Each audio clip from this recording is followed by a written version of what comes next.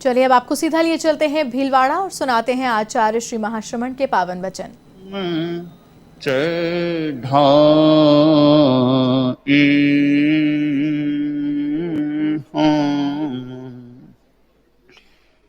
पन्नगे च सुरेन्द्रे च कौशिके पाद संस्पृशि निर्विशेष मनस्काय श्री वीरस्वामिने नमः।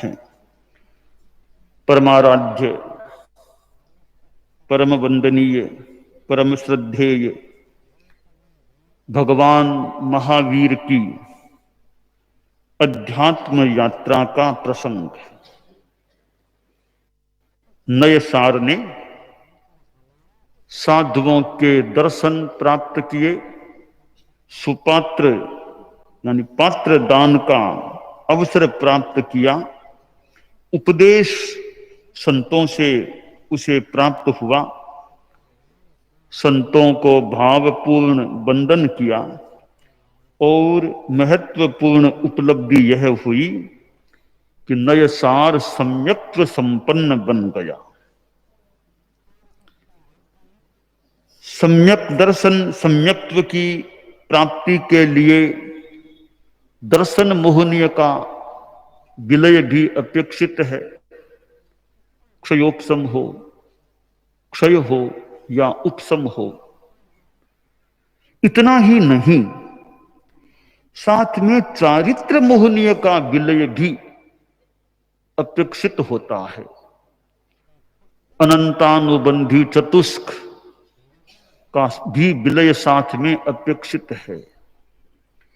इससे एक निष्कर्ष यह निकलता है कि सम्यक्त्व की प्राप्ति के लिए केवल दर्शन मोहनीय के विलय की ही अपेक्षा नहीं, चारित्र मोहनीय के विलय की भी अपेक्षा है।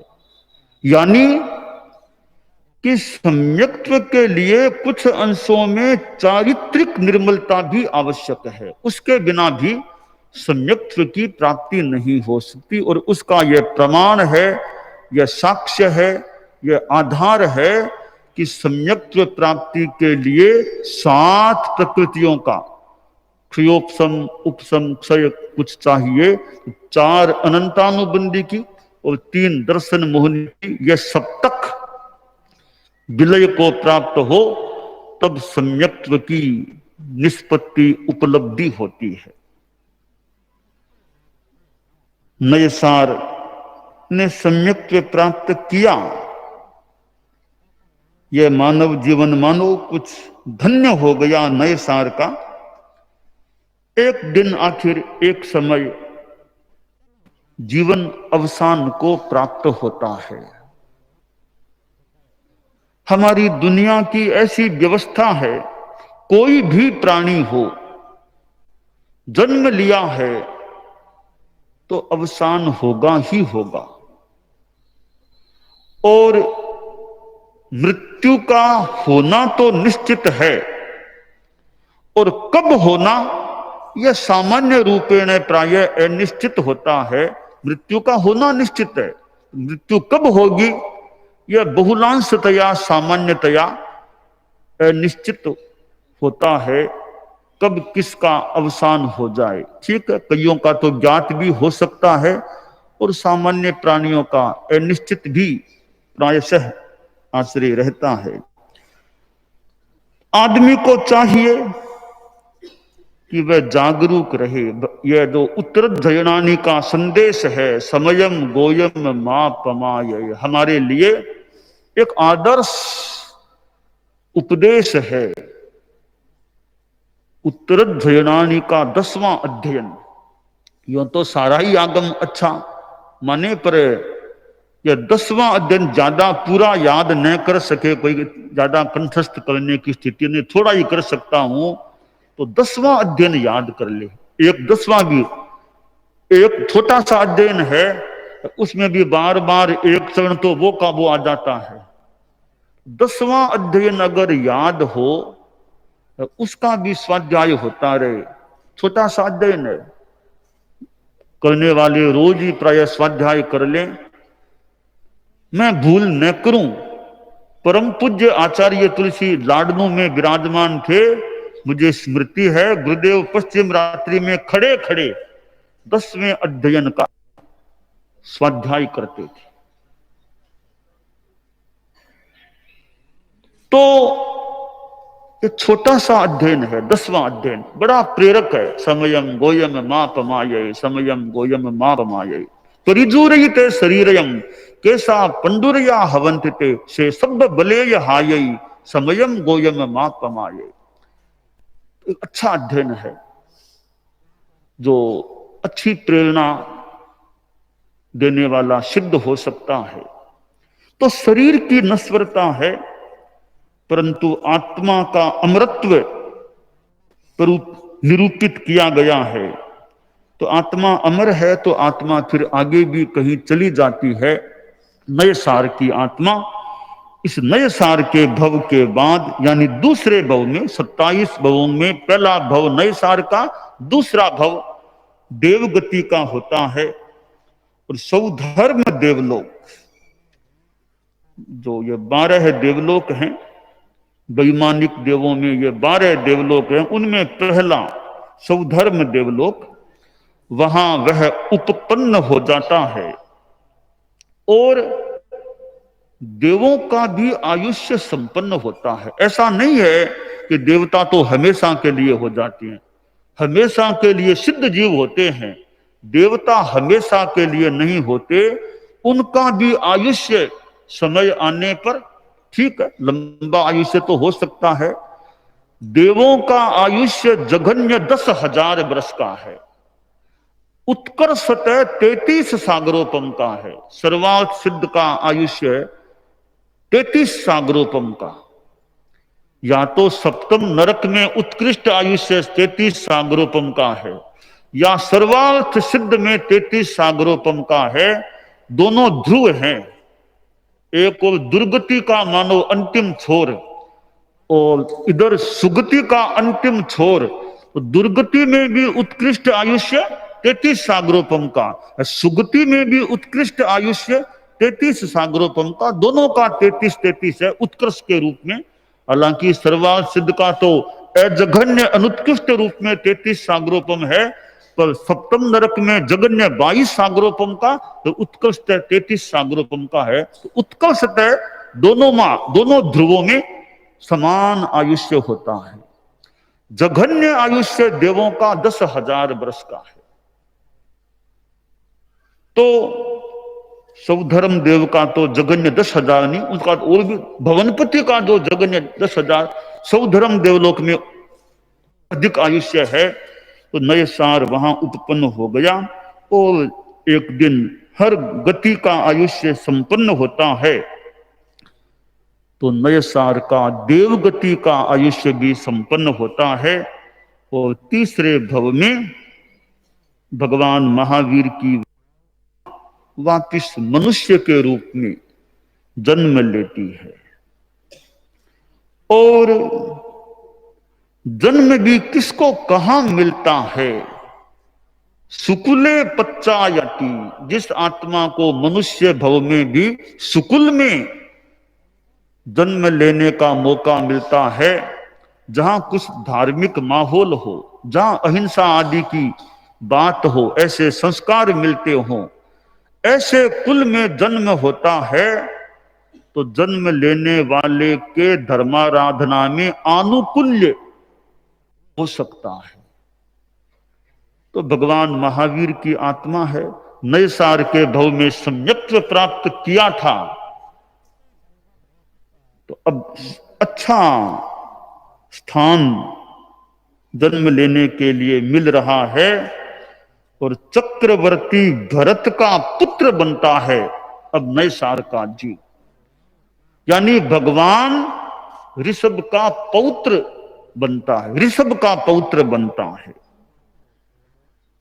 चक्रवर्ती का पुत्र होना कितनी बड़ी बात है। भौतिक दृष्टि से देखें, चक्रवर्ती का बेटा होना, चक्रवर्ती नहीं, तीर्थंकर का पोता होना, साथ में तीर्थंकर का पोता, चक्रवर्ती का बेटा, कितना ऊंचा घराना नए सार को मिला है। राजकुमार बन गया। अब नाम क्या रखा जाए? तो नाम रखा गया मरीचि। मरीचि कुमार कह दिया, मरीचि कुमार। नातीले दादाजी महाराज थे, भगवान ऋषभ तो दादाजी महाराज थे। दादाजी महाराज का समागमन हुआ अयोध्या में।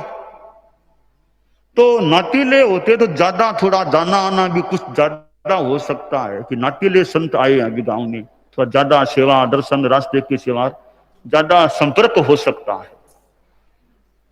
तो दादाजी महाराज का पदार्पण हुआ, मरीचि को संपर्क का मौका मिला और भगवान ऋषभ की देशना का श्रवण भी किया। प्रवचन से भी कितनों का कल्याण हो सकता है।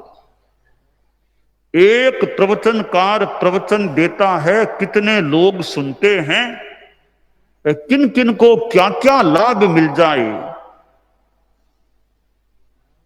परम पूज्य आचार्य महाप्रज्ञ जी का प्रवचन होता था और संस्कार चैनल के माध्यम से प्रसारित भी होता था, कितनों को उसका लाभ मिला होगा।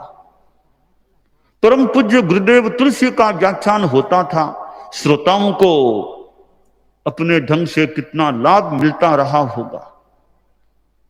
हमारे साधु साधियां समणियां भी हैं जो अपने अपने ढंग से प्रवचन व्याख्यान देने वाले हैं।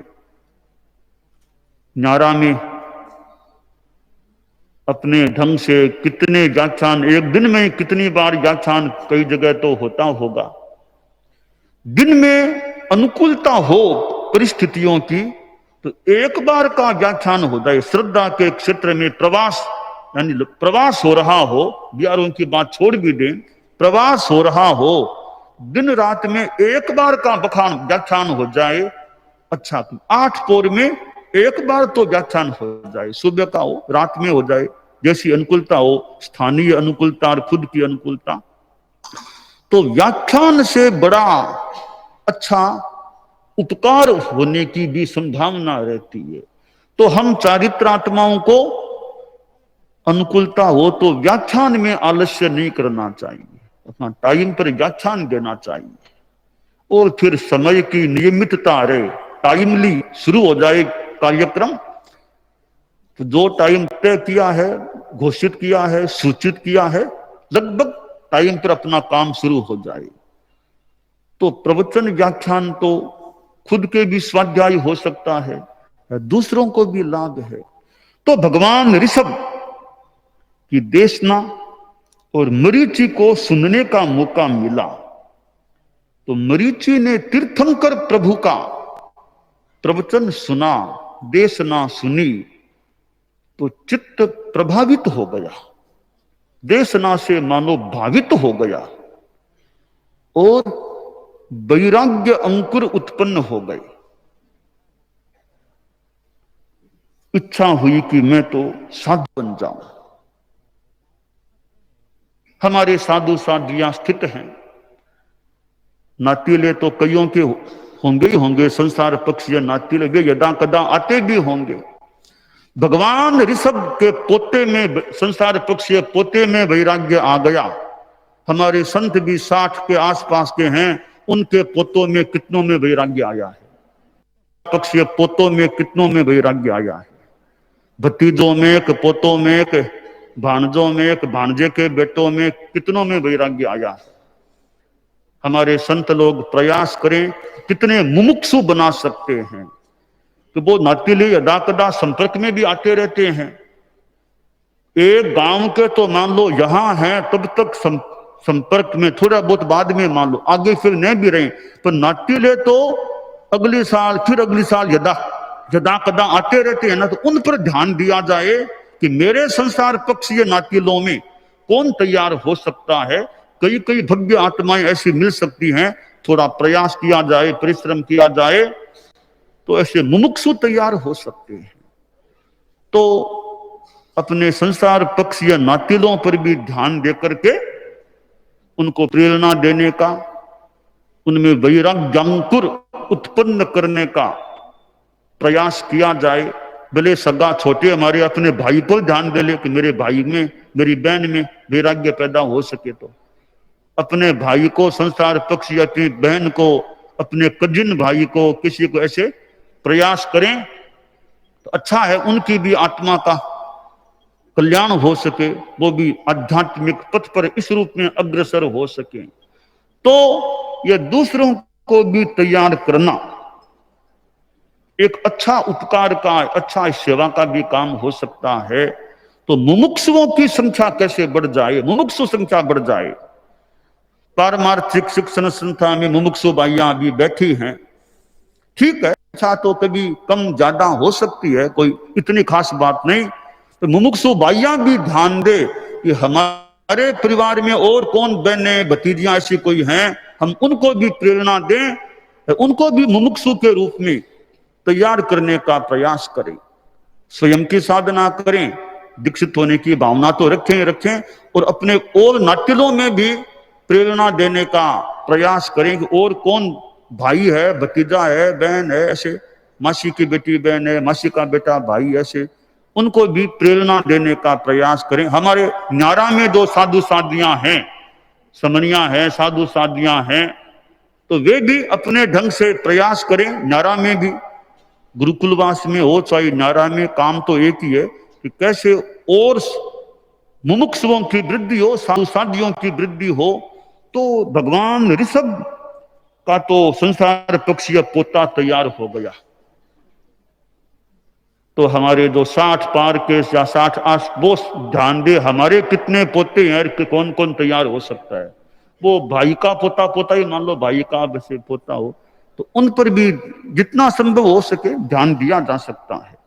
वैराग्य आ गया मरीचि को, और फिर दीक्षित भी हुआ, साधु बन गया। साधु ही नहीं बना, आगमाध्ययन भी शुरू किया। कहते हैं 11 अंगों का अध्ययन किया।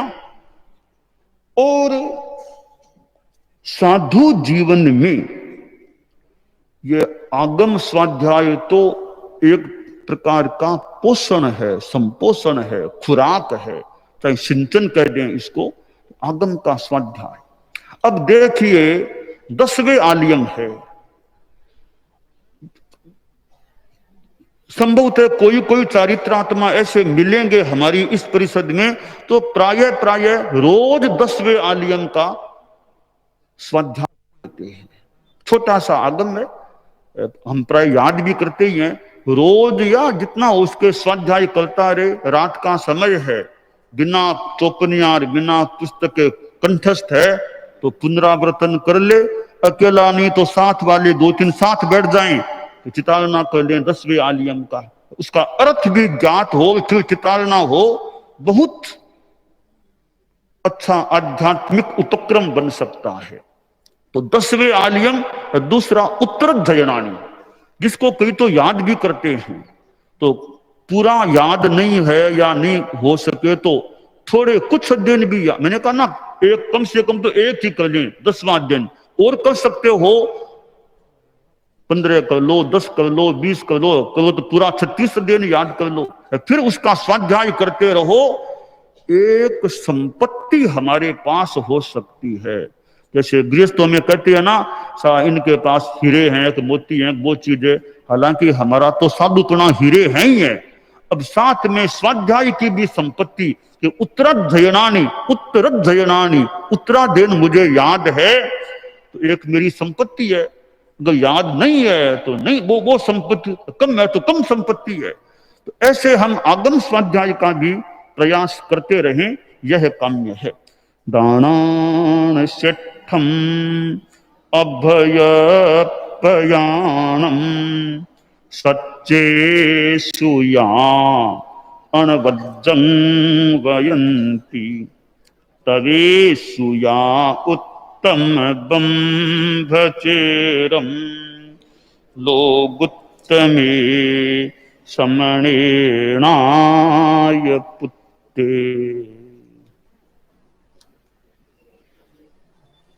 शादियों में जैसे कई बहनें है ना, कई बहने बहने शादियां हैं, संतों में कई भाई भाई हैं, यानी नातीले नातीले कई दीक्षित हो गए ना, ऐसे शादियां हैं भी कई, तो और भी अपने नातीलों में ध्यान दे कि कौन मुमुक्षु बन सकती है, कौन बाई भतीजी भाणजी, प्रयास करे तो प्रयास करने से लाभ भी मिल सकता है।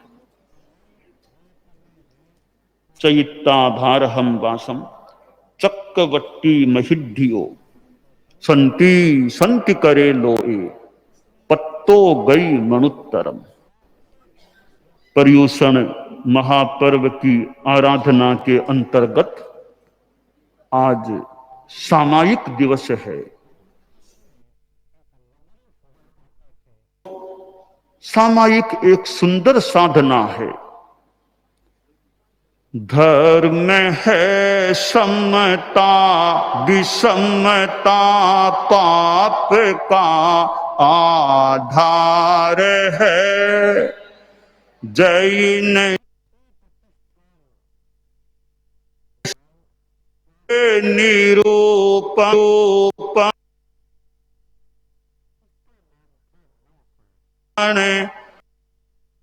ही बस सार है।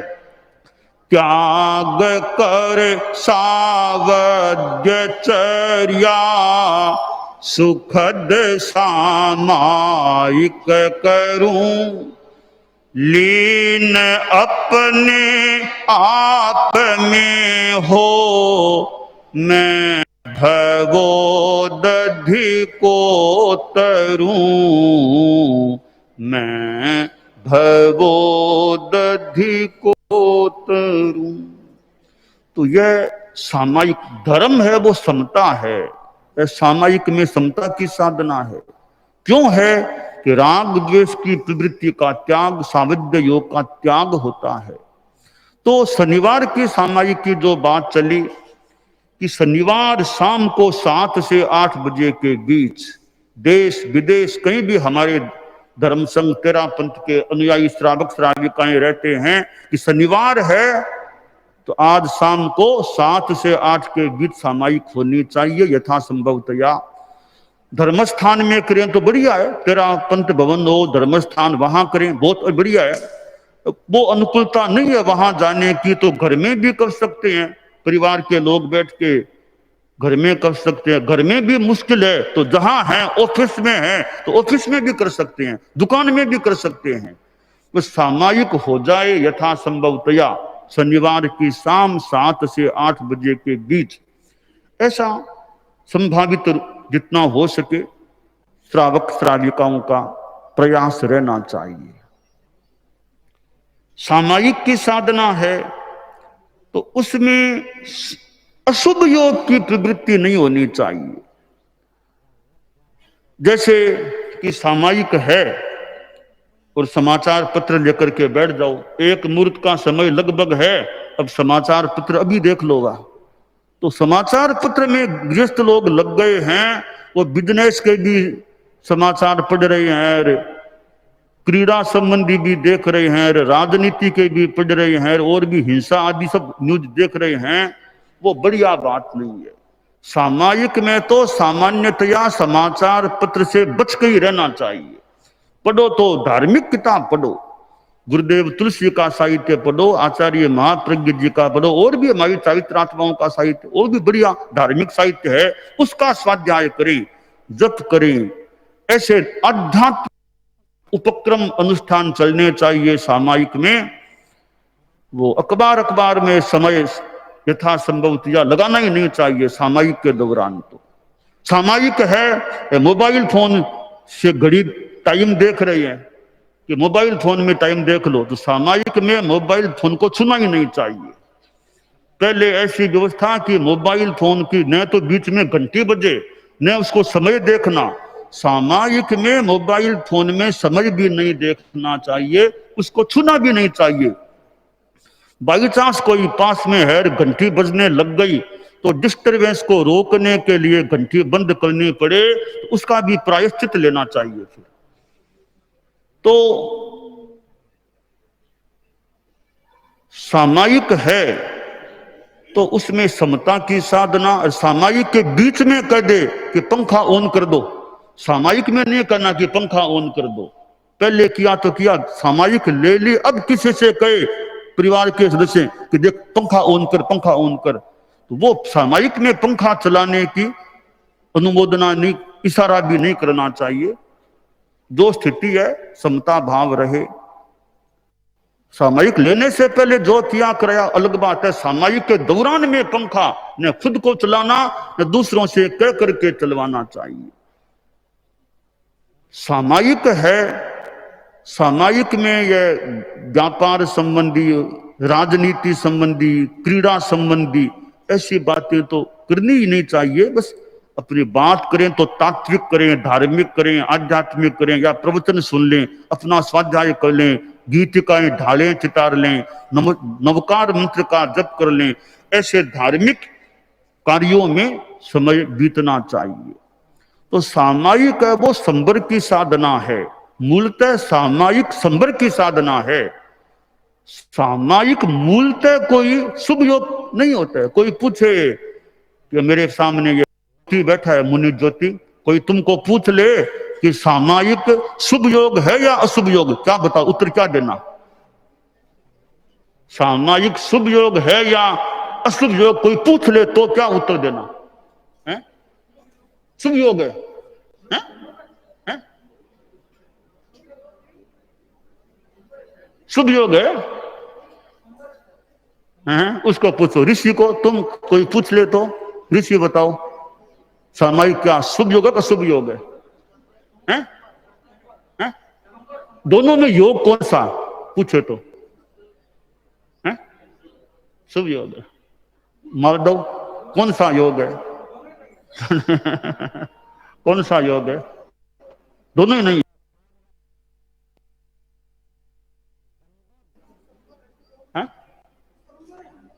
हाँ, सामायिक संबर है, शुभ न सामायिक न शुभ योग है न अशुभ योग है, वो तो संबर है। परंतु सामायिक में शुभ योग हो सकता है। सामायिक अपने आप में शुभ योग नहीं है, वो संबर है, उस काल में शुभ योग हो सकता है। तो यह सामायिक दिवस की बात है।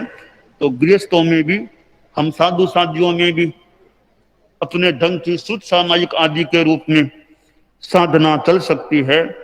और जैसे साधु साधियां है, रात्रि में ऐसे आमतौर से प्रतिष्ठापन आदि के सिवाय खुले में नहीं बैठना। तो श्रावक श्राविकाएं भी रात्रि में सामायिक करें तो खुले आकाश में सामायिक कर लो, ठंड है। सामायिक में यानी लगभग सूर्य अस्त होने के बाद 20 मिनट बीते, उसके बाद उधर सूर्योदय से 20 मिनट अवशेष है, उससे पहले का समय है, वो अच्छा काल है। तो रात्रि में यूं ये 20 मिनट के सिवाय जो रात्रि का काल है, खुले आकाश में सामायिक में नहीं बैठना होता है। अच्छा लगती है, अपकाई की अरेना की संभावना रह सकती है, तो उससे बचने का प्रयास रखना चाहिए। अब ट्रेन है, कोई कह दे कि मैं तो कार में जा रहा हूं, आज कार में सामायिक कर लूंगा। कार में सामायिक नहीं, ट्रेन में सामायिक नहीं, प्लेन में भी सामायिक नहीं, नौका में भी सामायिक नहीं, टेम्पू में भी सामायिक नहीं। सामायिक तो एक जगह जमीन पर अपने एक चित्र, एक स्थिर होकर के, यात्रा के दौरान सामायिक नहीं। हाँ, संबर भले सापेक्ष इतने सब सापेक्ष संबर भले कले सावधियों का सापवाद मुझे त्याग है, तो सामायिक तो वाहन में नहीं हो सकती। हाँ, कभी स्टेशन पर भले कर लें, अगली ट्रेन में अभी देरी है, टाइम है, तो स्टेशन पर कई सामायिक की जा सकती है। तो यह सामायिक की बात है। आज चतुर्दशी और अमावस्या भेड़ी है, तो आज पक्षी भी आज पक्षी भी है। पर्यूषण का पाक्षिक प्रतिक्रमण आज है। जो भी मेरी आवाज जहां कहीं सुन रहे हैं, भीलवाड़ा में, भीलवाड़ा के बाहर, भारत के बाहर कहीं भी, तो पक्षी आज है। तो पर्यूषण का पाक्षिक प्रतिक्रमण आज सायंकाल होना है। और पाक्षिक प्रतिक्रमण में 12 लोगस का ध्यान, सामान्यतया 4 लोगस का ध्यान है, आज पक्षी है तो आज 12 लोगस का ध्यान करना होता है। प्रतिक्रमण के दौरान जो लोगस का ध्यान होता है 4 लोगस का, 4 की जगह आज 12 लोगस का ध्यान होना होता है। तो चतुर्दशी के दिन हमारे यहाँ वो हाजिरी का क्रम भी चलता है, तो हम पर्यूषण में भी हाजिरी को नहीं छोड़ें ऐसा प्रयास कर रहे हैं। सर्व साधु साध्वियां, 5 महाव्रत, 5 समिति और 3 गुप्ती की अखंड आराधना करें। इरिया भाषा इस में विशेष सावधान रहें। चलते समय बात न करें। पूजने व पहुंचने में पूर्ण सावधानी बरतें। प्रतिक्रमण व प्रतिलेखन करते हुए बात न करें। तो हमारे हाजिरी का यह एक उद्घोष है कि चर्या की बात बताई गई है कि 5 महाव्रत, 5 समिति और 3 गुप्ती, यह हमारी बहुत बड़ी संपत्ति कह दें कि मूल्यवान संपत्ति कहें, चाहे किसी संदर्भ में अमूल्य संपत्ति, वो संपत्ति संरक्षणीय होती है। तो साधु के पास और तो क्या संपत्ति है। हमारे से कोई कंपटीशन करे कि वो करोड़पति आप क्या हो, वो अब, तो हम तो उनसे इस मायने में हम क्या उनसे क्या कंपटीशन में बैठेंगे। कोई पैसों की कंपटीशन हो तो उनके सामने तो हमें उनके पैरों के नख के नीचे नख तक आने मुश्किल है। हमारे पास है क्या, हमारे पास संपत्ति नहीं है, तो फिर हम क्या प्रतियोगिता में बैठेंगे।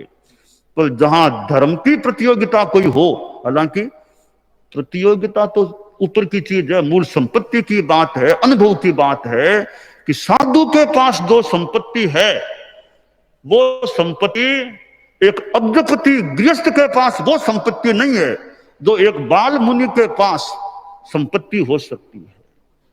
तो वह ये हमारी 5 महाव्रतों की संपत्ति है। हम किसी उपमा से बात कर ले, बोले 13 करोड़ की संपत्ति कोई भाषा में कह दे, या 5 हीरे, ये 5 महाव्रत हैं, वो 5 हीरे हैं, बहुत कीमती हीरे या अमूल्य हीरे हैं। इस संपत्ति के सामने आसातना किसी के न हो, चक्रवर्ती भी सामने बैठे, चक्रवर्ती भी छोटा पड़ेगा। इस संपत्ति वाले साधुओं के सामने देवों की आसाधना न हो जाए। तो कहा गया देवा भी तंग नमंसंती दस्य धम्मे सयामनो, देव भी उसको नमस्कार करते हैं, मनुष्य को नमस्कार करते हैं जिसका मन सदा धर्म में रमा रहता है। तो सिद्धांत तय, साधु के लिए कोई गर्व या आसाधना की बात नहीं। साधु के लिए देवता वंदनीय नहीं, तो देवता के लिए साधु वंदनीय होता है। देवता साधु के लिए देवता वंदनीय नहीं होते, तो देवों के लिए साधु वंदनीय होते हैं। यानी कितनी बड़ी चीज साधु के पास है, यह हमारी संपत्ति है। हम इसका एहसास करें कि हम तो अमीरों से भी महा अमीर हम लोग हैं। अगर साधु के पास वो संपत्ति सुरक्षित है तो कितने बड़े अमीर हैं साधु, तो उनकी अमीरी के सामने तो वो अमीरी झुकती है, दूसरी अमीरी झुकती है। वो हमारी साधु की फकीरी भी अमीरी होती है। तो यह संपत्ति कितनी बड़ी हमारे साधु के पास होती है, 5 महाव्रतों की संपदा। अब ये महाव्रत साधु के सुरक्षित रहें, बहुत निर्मल रहें, और इसके लिए समितियां, गुप्तियां, प्रतिक्रमण, प्रतिलेखन ऐसी चीजें हैं जो इस संपत्ति को सुरक्षित रख सकते हैं। एक साधु भले वो विद्वान ज्यादा नहीं है, वो बहुत पढ़ा लिखा नहीं है, अंग्रेजी में भाषण नहीं दे सकता, संस्कृत में बात नहीं कर सकता, व्याख्यान भी बढ़िया नहीं दे सकता, पर साधुपना है तो वो उसके पास ऐसी संपत्ति है। ठीक है, बिना व्याख्यान दाता होने पर भी उसका कल्याण तो हो जाएगा। वो संपत्ति हमारे साधु के पास अगर है तो यह साधुपना बड़ी संपत्ति है। निन्नाणु रुपया नोली में आयो विनय आचार, निन्नाणु रुपया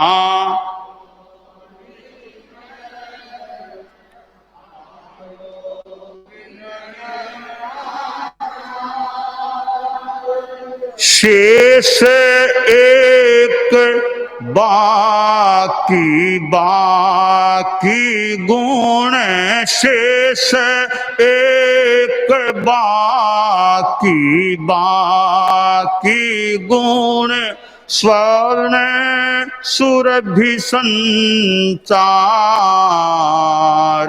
माने घणो सुहावे जी, स्वामी जीरो शासन माने घणो सुहावे, वीर प्रभु रो आसन माने घणो सुहावे, घणो सुहावे हृदय लुभावे, घणो सुहावे हृदय लुभावे, तारक तेरा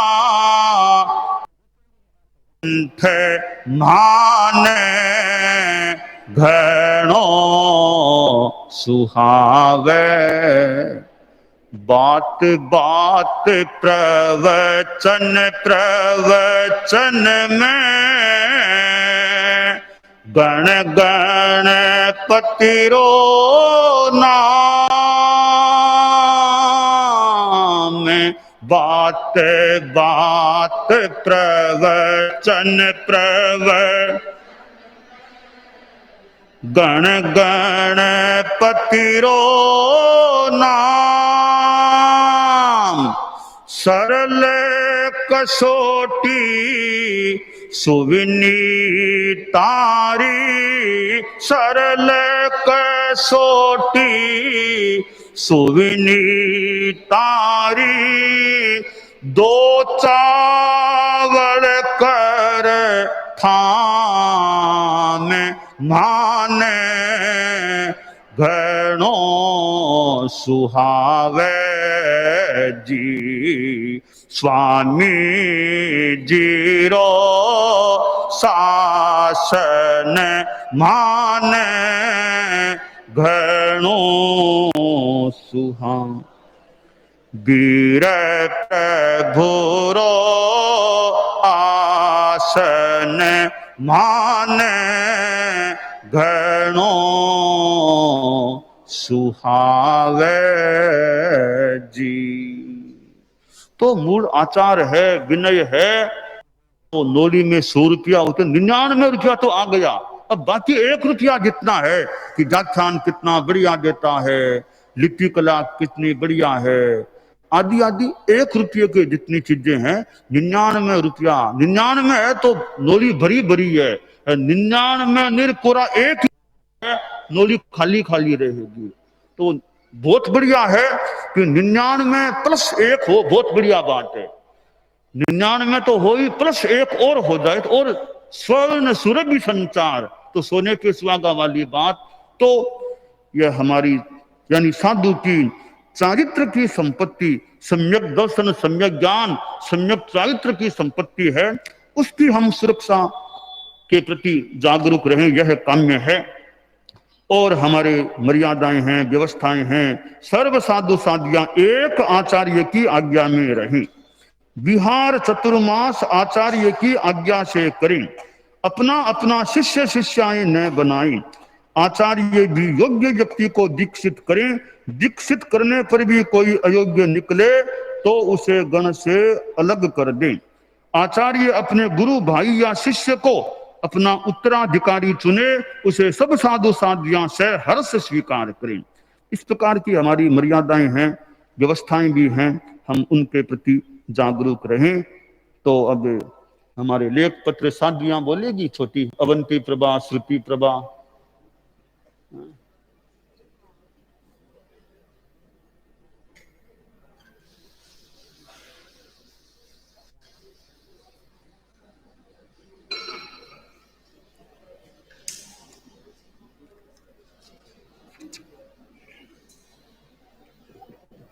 मैं सविनय बद्धांजलि प्रार्थना करती हूँ श्री भिक्षु भारीमान आदि पूर्वज आचार्य तथा वर्तमान आचार्य श्री महाश्रम जी द्वारा रचित सर्व मर्यादाएं मुझे मान्य है। आजीवन उन्हें लोटने का त्याग है। गुरुदेव आप संघ के प्राण हैं, श्रवण परंपरा के अधिनेता हैं। आप पर मुझे पूर्ण श्रद्धा है। आपकी आज्ञा में चलने वाले साधु साधियों को भगवान महावीर के साधु साधियों के समान शुद्ध साधु मानती हूँ। अपने आप को भी शुद्ध साध्वी मानती हूँ। आपकी आज्ञा रोकने वाले को संयम मार्ग से प्रतिकूल मानती हूँ। मैं आपकी आज्ञा का उल्लंघन नहीं करूंगी। प्रत्येक कार्य आपके आदेश पूर्वक करूंगी। विहार चतुर्मास आपके आदेशानुसार करूंगी। शिक्षा नहीं करूंगी, दलबंदी नहीं करूंगी, आपके कार्य में हस्तक्षेप नहीं करूंगी। आपके तथा साधु साध्वी का अंश मात्र भी अवर्णवाद नहीं बोलूंगी। किसी भी साधु साध्वी में दोष जान पड़े तो उसका अन्यत्र प्रचार किए बिना यथोचित स्वयं